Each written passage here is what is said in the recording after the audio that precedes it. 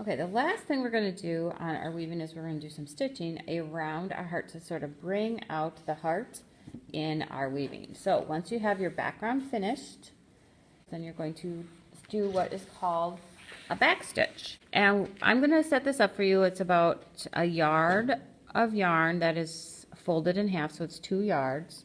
And then at the end, on the end of this, I have tied a knot.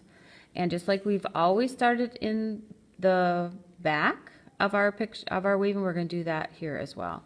So I'm going to start in the middle of the V, and I'm going to pull this yarn through, and there is a little bit of extra, so you have to pull kind of a little bit to get to the end, and then when it's snug, you can tell it's snug because there's only the knot showing. Then we're going to do the back stitch. So what we do is we go forward 1, so I'm going 1 step forward, and then I come up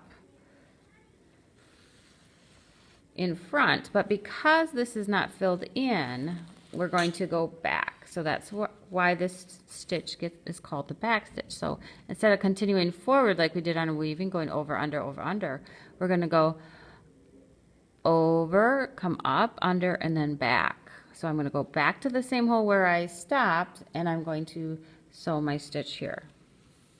And you want to kind of pull slowly so that your yarn doesn't get tangled in a knot. And if it loops on the canvas itself, you'll have to undo it. And then now I'm going to go forward. So I'll go forward to here, pulling my yarn through.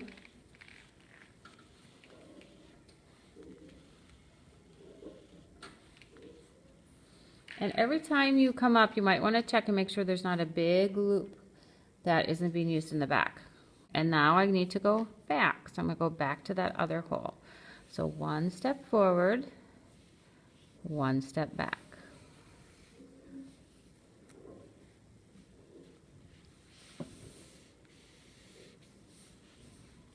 And we're going to continue this all the way around.